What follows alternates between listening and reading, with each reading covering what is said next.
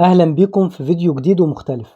جمعت الأسئلة الشائعة اللي بتتسأل من المستثمرين الأفراد عن البورصة والتداول، والنهاردة هنجاوب عن أكتر الأسئلة دي اللي بتتكرر دايما. فلو عندك سؤال شغلك فالفيديو ده ممكن يجاوبك عليه.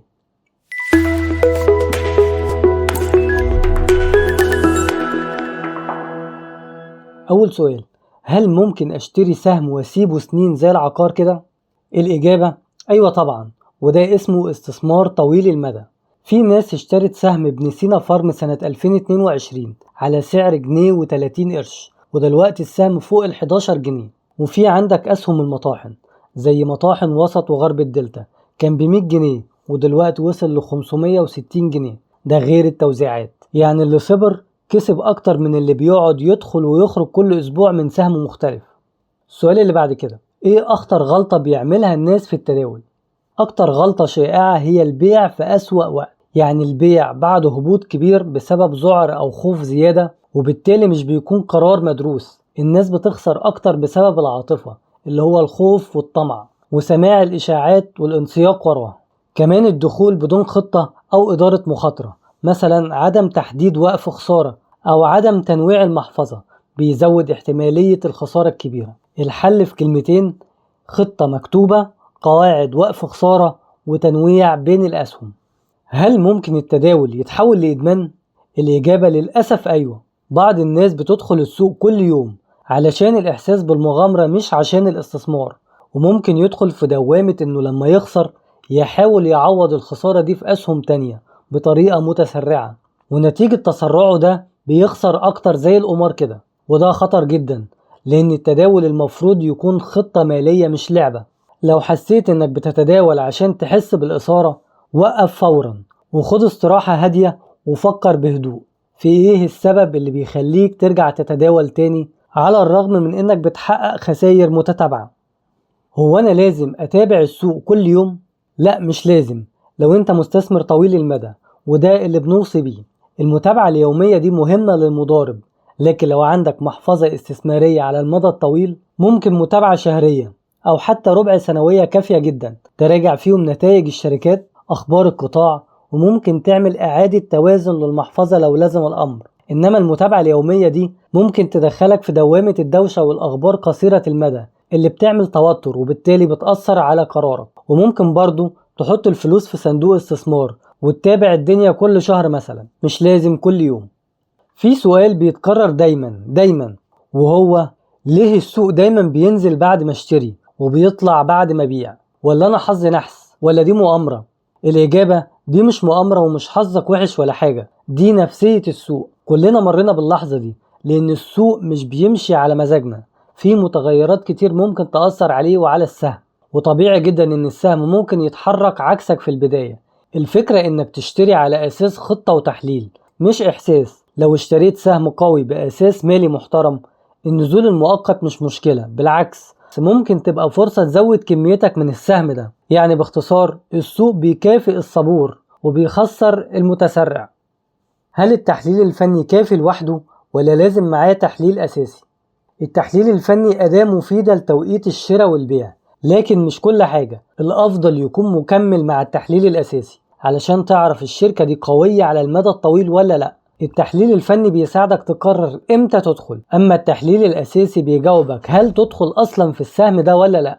التحليل الفني ممكن يكون مهم في المضاربة لو بتتاجر بشكل يومي، ساعتها التحليل الفني مهم اكتر. لكن لو بتستثمر طويل المدى، لا، التحليل الاساسي او المالي اهم. فباختصار كده، التحليل الاساسي بيقولك ايه الشركات الكويسة، والتحليل الفني بيقولك امتى تدخل وتخرج، فالاتنين مكملين لبعض. يعني التحليل الأساسي بيقولك سهم شركة كذا شركة قوية ومربحة، والتحليل الفني بيقولك إن أنسب دخول عند مستوى 80 جنيه مثلا. فلو اعتمدت على واحد بس بتضيع نص الصورة. هل ممكن أعيش من توزيعات الأرباح في مصر؟ الإجابة ممكن، لكن للأمانة محتاج رأس مال كبير واستراتيجية مركزة أكتر على أسهم بتوزع أرباح ثابتة وعندها تاريخ دفع مستمر. ولازم كمان تنوع عشان تقلل مخاطر تقلبات توزيعات شركة واحدة. معظم الناس بتستخدم التوزيعات كدخل سنوي، ومع الوقت ومع زيادة رأس المال ممكن يبقى دخل أساسي. يعني لو ادينا أرقام كده، لو مثلا عندك 500,000 وبتستثمرهم في أسهم توزيعات بمتوسط عائد 12%، فده دخل حوالي 60,000 سنوي أو متوسط 5000 جنيه شهريا. لكن لازم تحافظ على رأس المال ده وتعيد استثمار الأرباح علشان العائد يكبر مع الوقت.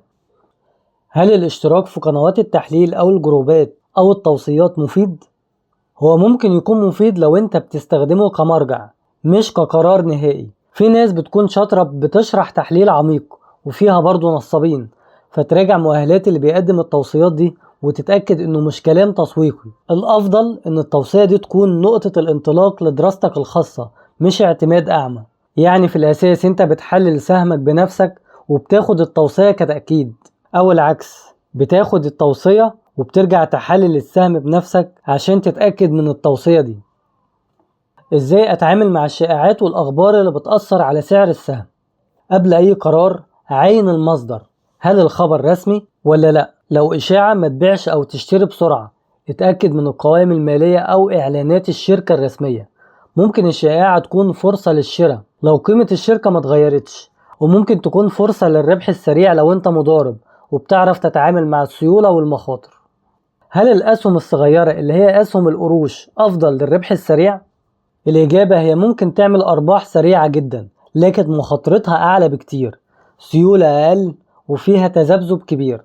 لو عندك جاهزية لإدارة المخاطر دي ممكن تخصص جزء صغير من المحفظة بتاعتك للمخاطرة، إنما إياك تحط رأس مالك كله في أسهم صغيرة.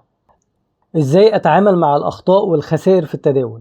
أولا لازم تتقبل إن الخسارة دي جزء من التداول، وتسجل كل صفقة ليه دخلت وليه خرجت. ده هيساعدك تتعلم نمط الأخطاء، وتراجع الخطة بتاعتك بتاعت إدارة المخاطر، وتراجع استراتيجيتك في الدخول والخروج. أهم حاجة ما تعملش الخسارة برد فعل عاطفي، إنك تزود أكتر عشان تعوض الخسائر، وإنك تعمل خطة أفضل لك بكتير وهيجنبك الخسارة من الأول، أو حتى هيقللها لأقل درجة. هل ممكن استخدم التحليل الأساسي بدون قراءة القوائم المالية بالتفصيل؟ عشان ما بحبش الأرقام الكتير. الإجابة هو تقدر تبدأ بس بحاجات بسيطة زي الأرباح، نمو الإيرادات، نسبة الدين، وهامش الربح. بس لازم يكون هدفك النهائي إنك تعرف تقرأ القوائم المالية. ده هيديك فهم أعمق لمصدر الأرباح والمخاطر دي. يعني ركز على 3 أرقام رئيسية في البداية اللي هما الإيرادات، يعني الفلوس اللي دخلت، وصافي الربح اللي هي الفلوس اللي دخلت بعد ما صرفنا منها المصاريف، والديون طويلة الأجل اللي الشركة مستلفاهم، وتراقب الاتجاه بتاعهم خلال 3 سنين على الأقل. وبكده تقدر تشوف الاتجاه العام بتاع شكل الشركة دي، وتقدر بعد كده تزود في التفاصيل وتعرف المؤشرات ومدلولاتها ايه. كنت عامل فيديو عن الموضوع ده ممكن تشوفه. في سؤال حلو قوي، لو السهم نازل جامد اشتري ولا استنى؟ الإجابة لازم تشوف السبب. هل النزول بسبب مشكلة أساسية في الشركة، تراجع أرباح أو مشكلة قانونية مثلا؟ لو لأ والنزول نتيجة ذعر عام زي ما حصل في شهر إبريل اللي فات كده بسبب تعريفات ترامب، كده يبقى فرصة للشراء على مراحل. لكن لو المشكلة أساسية، الشراء هنا ممكن يبقى مخاطرة. خدها قاعدة دايما، قسم المبلغ لدفعات واشتري على مراحل بدل من مرة واحدة. ايه الفرق بين الاستثمار والمضاربة؟ ببساطة يعني تشتري سهم شركة عشان تكبر معاها على المدى الطويل، ممكن تمتلك السهم شهور أو سنين. إنما المضاربة يعني بتشتري وتبيع بسرعة عشان تستغل فرق السعر خلال أيام أو أسابيع. الفرق الجوهري هو النية زي ما قلنا كده والمدة. عشان كده بنلاقي المستثمر بيهتم بالتحليل الأساسي، والمضارب بيهتم أكتر بالتحليل الفني وحركة السعر. هل الأسهم اللي سعرها قليل جنيه و2 جنيه أرخص وأحسن؟ السعر مش مقياس لقيمة الشركة. سهم بجنيه ممكن يكون أغلى من سهم ب50 جنيه لو أرباحه ضعيفة أو الشركة خسرانة. اللي يهمك هو القيمة السوقية والربحية مش الرقم الظاهر. يعني بص على مضاعف الربحية ونسبة النمو قبل ما تبص على السعر. امتى أبيع السهم؟ في حالة من ال3 دول. لو السهم وصل لهدفك الربحي، انت عامل حسابك لو السهم ده لما يوصل سعر كذا هبيعه، يبقى لما يوصل بيعه. الحالة التانية لو التحليل الأساسي اتغير، الشركة اللي كانت بتكسب بقت بتخسر، أو نسبة الديون اللي كانت فيها قليلة زادت جدا، هنا ممكن تبيع السهم. الحالة التالتة لو السوق نفسه دخل مرحلة تصحيح قوية وانت مش عاوز تفضل مكشوف، يعني الخروج مش بس وقت الخسارة اوقات بيكون حفاظ على المكسب برضه. ازاي اختار افضل شركة سمسرة؟ هما حاجتين مهمين. اول حاجة هي العمولة والرسوم، تكون معقولة، يعني مش شرط تبقى ارخص حاجة بس تكون معقولة. تاني حاجة مهمة جدا وهي خدمة العملاء والدعم الفني، بحيث لو صادف معاك اي مشكلة تقدر تلاقي حد تتواصل معاه. وشوف كمان لو عندهم تقارير تحليلية محترمة تساعدك، وابعد عن الشركات اللي بتضغط عليك تدخل صفقات كتير بسرعة. هل في علاقة بين سعر الدولار وسوق الأسهم؟ الإجابة أيوة، في علاقة وعلاقة قوية، خصوصا في الاقتصاد المصري. ارتفاع الدولار ممكن يفيد الشركات المصدرة وبيضر الشركات المستوردة. كمان بيأثر على تقييم الأصول وسلوك المستثمرين الأجانب. لو الدولار طلع، الناس أحيانا بتلجأ للملاذ الآمن زي الذهب، وبالتالي بيأثر على سوق الأسهم لأن السيولة بتخرج منه. يعني إيه كلمة السهم بيتداول تحت قيمته الحقيقية؟ معناه إن السهم سعره الحالي في السوق أقل من القيمة اللي المفروض يستحقها بناء على أرباحه وعلى أصوله. المستثمرين بيحاولوا يشتروا الأسهم دي لأنها بتكون فرصة، بس خلي بالك مش كل سهم رخيص فرصة، فلازم يكون عندك سبب منطقي لتقييمه زي المؤشرات المالية القوية أو سوء تقدير مؤقت من السوق. هو التحليل الفني مفيد فعلا ولا مجرد رسوم على الشرط وخلاص؟ الإجابة: التحليل الفني مهم جدا، بس لازم يتطبق صح. هو مش توقع للمستقبل، هو أكتر قراية لسلوك المتداولين. يعني لما تشوف مستوى دعم قوي عند 10 جنيه مثلا والسهم كل مرة يلمسه ويرتد، فده معناه إن في ناس شايفة إن السعر ده رخيص وبتشتري منه. إيه الفرق بين توزيع الأرباح النقدي والأسهم المجانية؟ الأرباح النقدية يعني الشركة بتحول لك فلوس في حسابك، أما الأسهم المجانية فمعناها إن الشركة زودت رأس المال ووزعت أسهم إضافية بدل ما تديك الفلوس. يعني لو عندك 1000 سهم ووزعت الشركة سهم مجاني لكل سهمين، فهيبقى معاك 1500 سهم بدل 1000 سهم، لكن السعر هنا بينزل تلقائي عشان القيمة الكلية تفضل ثابتة. ولو كانت الأرباح نقدية والشركة مثلا وزعت 2 جنيه لكل سهم، هنا هتاخد 2000 جنيه على كل سهم 2 جنيه، وهيفضل معاك 1000 سهم من الشركة دي. هل ممكن أخلي ولادي يستثمروا في البورصة وأنا أفتح لهم حسابات؟ الإجابة: أكيد، وده من أذكى القرارات اللي ممكن تاخدها. تقدر تفتح حساب استثماري باسمك وتدير جزء منه لصالحهم، وتبدأ تعلمهم من بدري عن قيمة الفلوس وقيمة الاستثمار. تخيل لما ابنك وهو في الجامعة مثلا يبقى عنده محفظة فيها أسهم بتوزع أرباح سنوية. ده تعليم عملي مدى الحياة. هو ليه السوق بيحصل له هبوط فجأة بدون سبب واضح؟ اللي بيحصل ان السوق احيانا بيحركوا العاطفة مش المنطق. فيه اللي بيبيع بخوف، او مؤسسات بتعمل جني ارباح مفاجئ، او اشاعة بتنتشر. مثلا حصل هبوط مفاجئ بسبب اشاعة عن ضرائب الارباح الرأسمالية والسوق كله نزل رغم ان الاساسيات ما اتغيرتش. او لما حصل في شهر ابريل وقت تعريفات ترامب. يعني باختصار مش كل الهبوط ليه سبب مالي واضح. هل ممكن اعمل ثروة من البورصة المصرية؟